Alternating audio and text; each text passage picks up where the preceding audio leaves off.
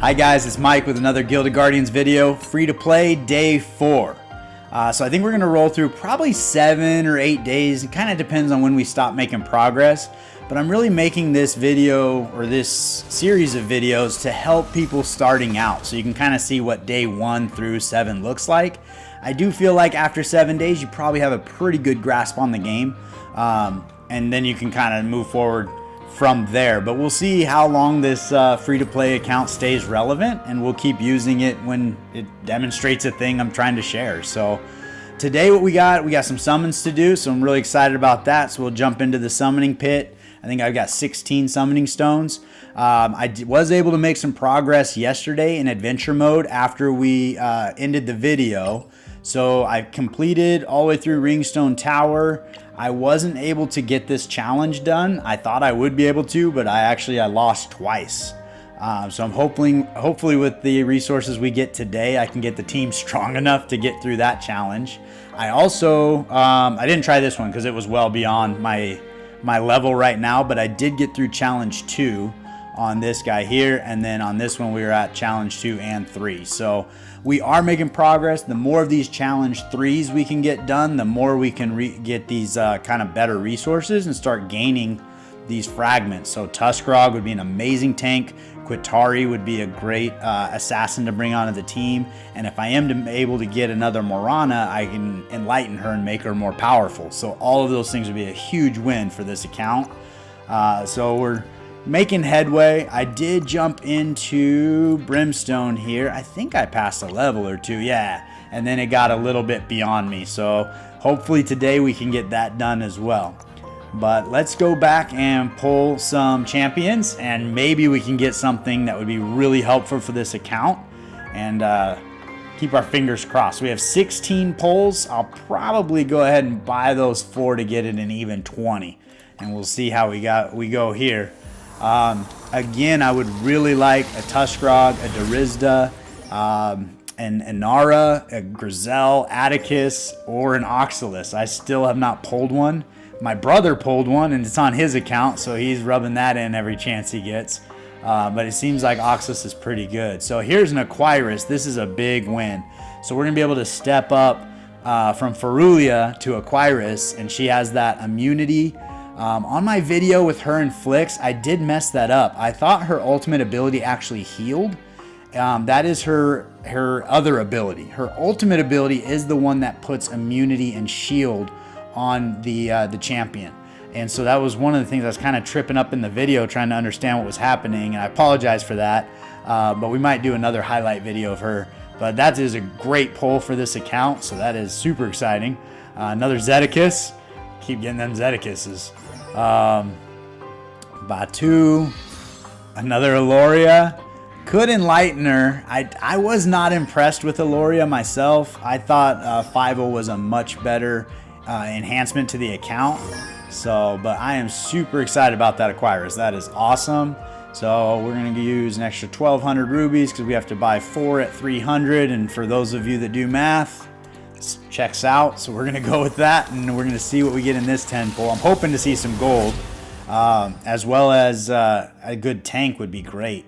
I would like to see a Grind as a tank, if not a Tuskarog. Also, and I think it's Icum or Icum. I'm not real sure, but he seems to be pretty highly ranked. Also, a Brund would be good, or we could get another Telva. That would be good because we could enlighten the one we have.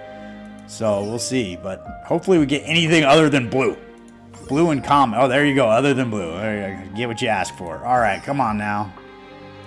There we go. Okay, Ashwin. Oof. All right, he is an assassin, so he's kind of hard to keep alive, but I think he would be better than 5-0, so we could try to get 5-0's gear over to him and see how he does. But that is exciting to have another legendary on the account. So awesome. So I'm glad I got those extra 4 pulls because I pulled him in there and add him to the team there. So welcome to the team, Ashwin. All right, let's go take a peek at those new Guardians we got. I usually go in right away to these guys here and recycle all the characters that I'm not going to be using to get more of these soul stones to do upgrades. So we will do that. And then we're probably going to try moving all of 5-0's gear over to Ashwin. And then we're gonna move Ferulia over to Aquirus and start getting them geared up. When I unlocked the tier 2 gear, I was able to get Morana completely outfitted in tier 2. She did move from plus 15 pieces down to plus 9, but overall her power ranking did shoot up quite a bit. So, and then I was working on our tank and did the helmet for defense and the chest plate for HP, and trying to get those up to level 9 as well. So with the materials we gained today, we should be able to get there, and hopefully we can make a few more tier 2 pieces. And as we move into Aquirus and Ashwin, they might need different gear sets, so hopefully we can get them dialed in with at least legendary tier 1, if not tier 2. So that would be a great benefit to the account. All right, so let's jump in and take a look at our new champions. We did pull that Ashwin. I'm not too familiar with his kit, so let's take a peek at some of the skills that he has. We're going to go into Rogue's Rampage. Hit the nearest enemy 6 times, dealing 70% of attacks. We want to make sure his attacks is built up. As physical damage with each critical hit, increasing the number of hits by 1 up to 12. So each critical hit is going to increase the number of hits, and he's immune to damage while rampaging. So that's pretty good. So the immunity to damage is going to help him stay alive. As a assassin, they're typically a little bit harder to keep alive. So that's his ultimate ability. So his secondary ability is going to be Blitz, charge at and attack the furthest enemy, dealing 225% of attack as physical damage. So when it does say physical damage, you also can do magic damage, and in some of the rooms later on, they reflect physical damage or they reflect magic damage. So that is something to kind of keep in mind. So when you see physical damage, you just know, try not to reflect that because it'll probably kill him. And increasing Ashwin's critical hit by 25% for 5 seconds.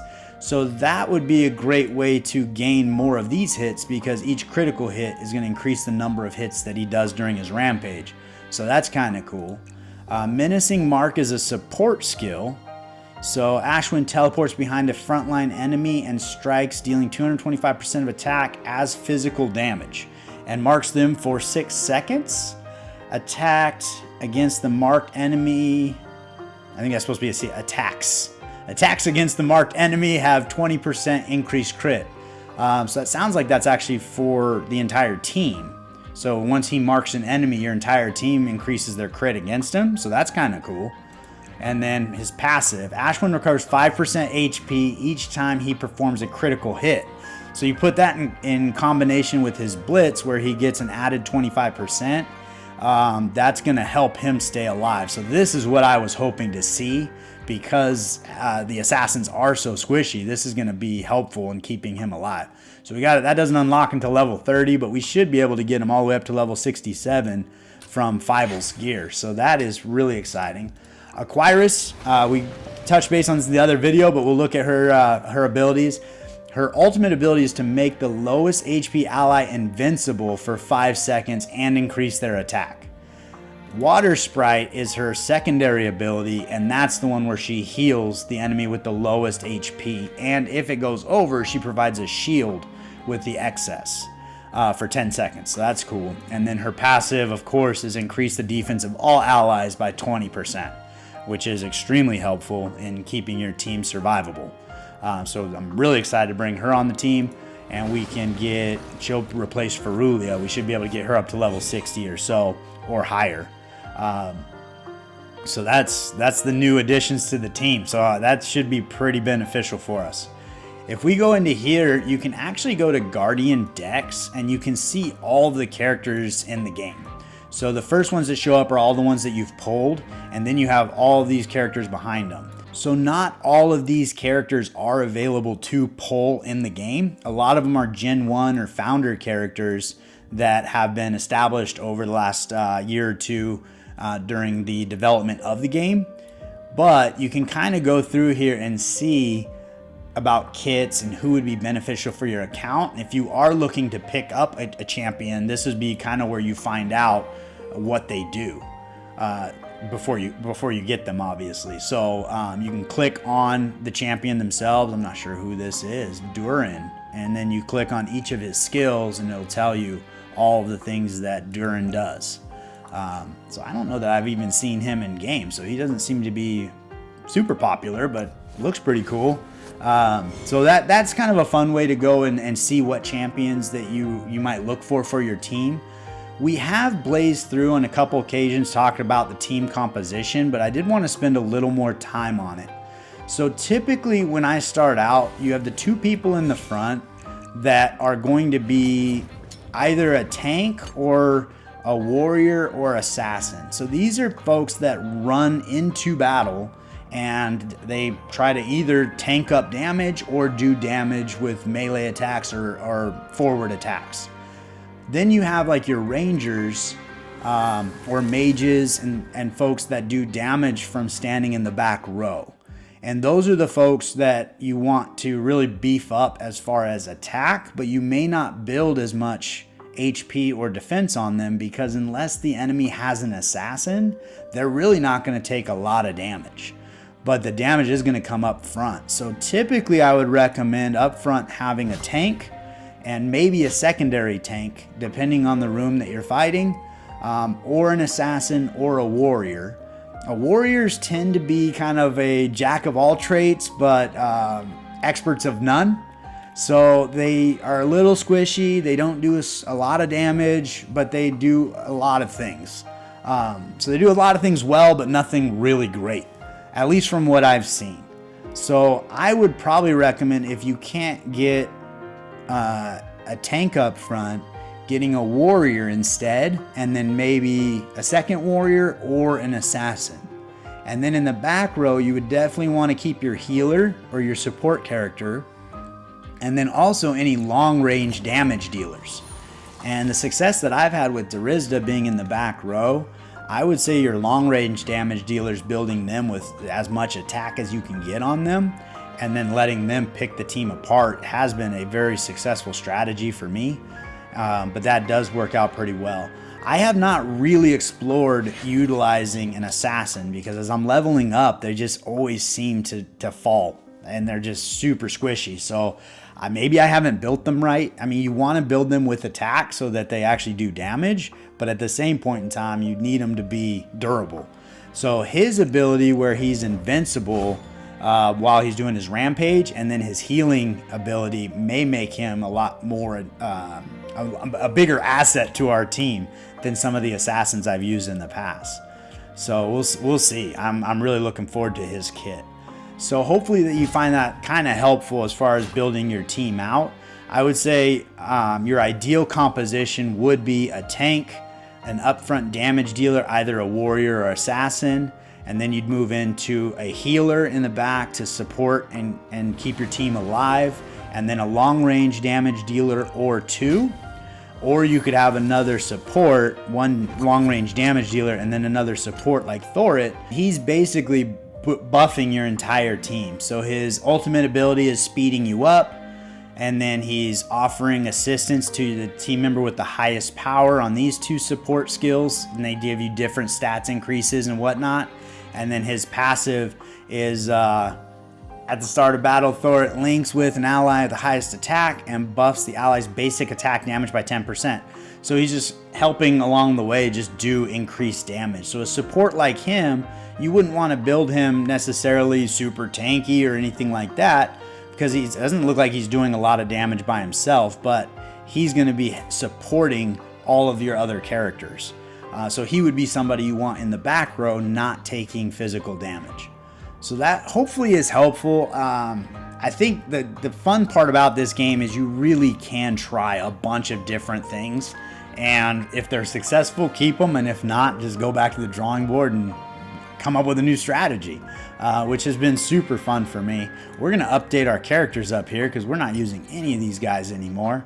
We got Thorit, but we're going to go with, I think we're going to have Aquirus and Ashwin, Thorit, Telva, and Morana moving forward. So we'll do that, confirm them, and now we get to see all of our new characters. So that's kind of fun too.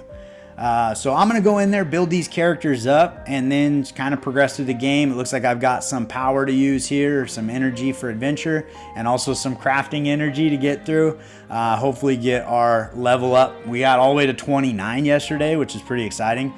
with the crafting energy. I don't know if I purchased this yet. I already did for the day, so that's probably going to be about where we can get, but maybe get to level 30 or so. So we'll do that and then bring you back in and see if we can make any progress. So we ended up lucking out. Ashwin actually uses the same gear set as Fievel, so I was able just to move his gear right over. None of it is tier 2 yet. I did a majority of those upgrades yesterday, so there's not a lot of movement I can do there. I did take him up to level 70, just because assassins tend to be a little more squishy, so I'm hoping by being at a higher level he'll stay alive a little better. And I upgraded all of his skills, so we're at level 2 on all of them. So that was a big win there. And then on Aquirus, she also used the same gear as Ferulia, so we just moved Ferulia's gear over there. Again, couldn't get the tier 2 yet because I just had the 85 energies to use today, so didn't quite get there. But she does have a good set of gear on her, so that should be a good fit. And then I noticed yesterday all my beginning tasks were completed when I finished the first dungeon, I believe. So when I moved into Brimstone, I think that completed the introduction level activities that they put up here for you. And what that ended up doing for me is it gave me 60 copies of Lixis. So if I go in here, I can actually click on her, or Lixis, I'm sorry, Lixis. And so she's on the team now, so I can take a peek at her kit and see if she would be an effective person as well. One of the rewards we got was this epic chest here. So we're going to click on this and see if we get another character to bring to the team. So this is the one that I actually got on my team before, where you get to pick and choose which epic character you want to bring on. So we have a lot of good choices here from Afflix. We just pulled Aquirus, so we could pull her to enlighten her. We could get a Tuskrog. We could get a Grind or an Icum. But I think for our account and where we are right now, the best fit for us is going to be a Tuskrog. So we're going to grab Tuskrog here, and we're going to bring him to the team. So it might be a special chest you get when completing that is the one time you get to pick a champion. But that is super advantageous because you can pick specifically what you haven't pulled yet. You can see here we got 19 fragments of Aquirus coming in. So that's really exciting. When we get those, we can level her up and enlighten her and get those extra stats. So that'll be something that'll help the account along. And now we've got the Tuskrog. So with Tuskrog, he's going to replace Telva. And if Ashwin doesn't stay alive and he is too squishy, we can actually run Telva alongside Tuskrog and just be super tanky and very durable. But we're going to go ahead and swap those two out and get that team going and see if we can make some progress. So I'm going to do that real quick and I'll bring you back in. So we got Tuskrog outfitted with Telva's gear. So he's loaded up on his defense gear, and we upgraded his skills. So let's take a peek at what he does, because this is why I feel like he's one of the best tanks in the game. Winter Howl is his ultimate ability. It's an AoE attack plus crowd control. And what it does is he summons a pack of wolves that come charging through, and they do 170% damage. We've already upgraded to 215% of our attack. So we do want to build him with some attack, but we also want to make him durable. And then anybody that gets hit by that pack of wolves is also going to get stunned for 2 seconds. So that's a huge win. As we've seen in the battles, 2 seconds is a long time when you're preventing damage coming at your team. So that's going to be an amazing crowd control ability that makes it much easier for us to get through levels and also negate a lot of damage we could be taking. His second ability is also an AoE attack, which just means he's hitting all of your enemies, and he summons an ice shield that when hit by an enemy deals 85% of attack as physical damage and reduces their defense by 20%. So by reducing the enemy's defense by 20%, now all of your attackers are going to be doing more damage. And then as you upgrade this, we're at 95% instead of 85%, and each level we get to go a little higher. His passive is also an awesome ability here. Tuskrog calls his wolf companion to aid him for the remainder of the battle. And the wolf has 30% of Tuskrog's stats, but basically it's another punching bag for all of those upfront enemies to attack, and they have to kill his wolf as well as him before they can get to your back line. So Tuskrog in effect is almost like having two tanks, even though one of them is a little bit weak, but he's bringing basically a sixth person into your team. So he is a very strong tank, and I think he's going to be a very good pickup for our account here. So let's go ahead and we're going to try to get through endless mode, seeing how we're as maxed out as we can with the resources we've gained. And we'll see if we can beat our high score. I think yesterday we made it to room 25 or 26, just past room 24. So we'll give that a shot and see how we do. These first couple rooms are going to be basically just making you feel good about your team, but I figure we got some shiny new toys, so we'd want to see how they do. You see Tuskrog's wolf up front there, and then Ashwin is doing his assassin thing, so we'll see how long he stays alive. I'm hoping that he does good with that immunity to damage during his special ability as well as his healing effect. We're going to take less damage here. Keep moving forward, but these first few rooms are going to be super easy and super squishy, so we'll move through them really quick. When we do get into more challenging rooms, I'll bring you back. So we're all the way to room 16. You can see the health levels on everybody is pretty good. They're pretty topped off. We're still moving through these rooms really quickly, so this team composition is pretty effective. I've been pretty pleased with it. I did want to jump in and see. I mean, we're just blazing through it, no problem. Ashwin is staying topped off with health, so his healing ability is working out really good for us. I did want to take a quick peek in here and just see who is doing majority of our damage, and it turns out it's Ashwin. Now, this is the first time I've looked at this, so I do want to look at it in the next room as well and see if he consistently is doing the most damage. We don't have any Imperials apparently. Intelligence Guardians 25%. Let's take that.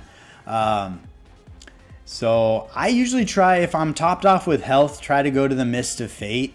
And my hope is that I see the ruins, the battlefield ruins, because you do get a couple more points here for your overall score for the week. You can search here, click the search button until you get ambushed. Sometimes you get 3 or 4. That time I got 1, but you do get a couple extra endless tokens there. But let's take a peek and see if Ashwin is our top damage dealer. You can see Aquarius was putting immunity on Ashwin, so that's probably helping him stay alive too. And I'm trying to remember how that mechanism works for her, if it's random or if you can actually build his kit to make sure he's the guy that gets the immunity. So frontline, HP tank, steel, we'll go with that. Oh, I forgot to look at it. All right, we'll go to the next one. I got excited. Saw over the top and I was like, I like that one. But this team seems to be working really well. I think we will definitely get past room 26, probably into the 30s, I would think, because everything is looking pretty good.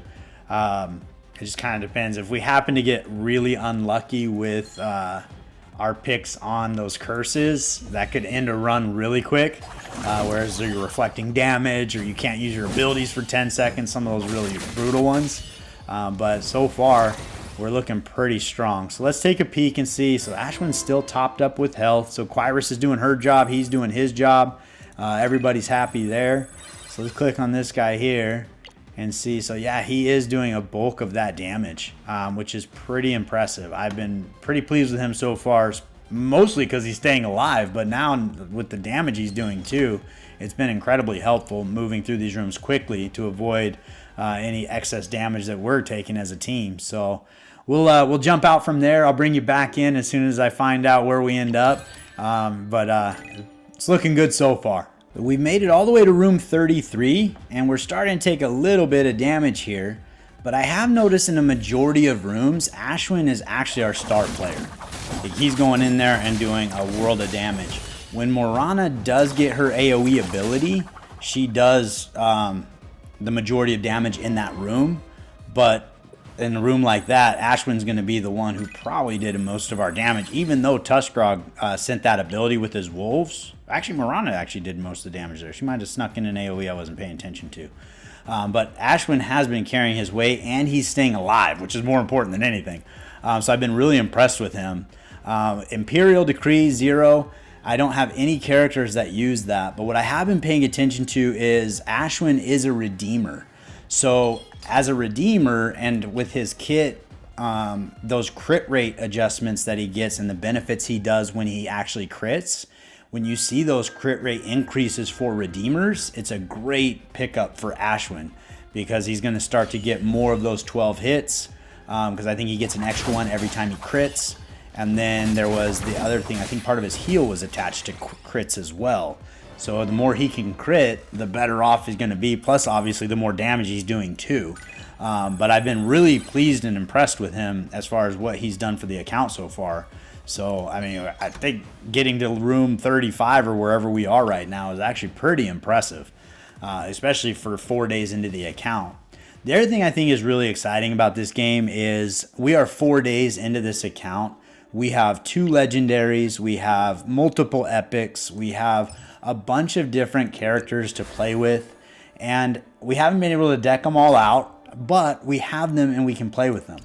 And I think that that's a really fun aspect of this game, because you do get almost all the characters. I'm still waiting for my Oxalis, but outside of Oxalis, I've pulled every character that's in the game, and I can play with them and find out if I like them, if I want to build them.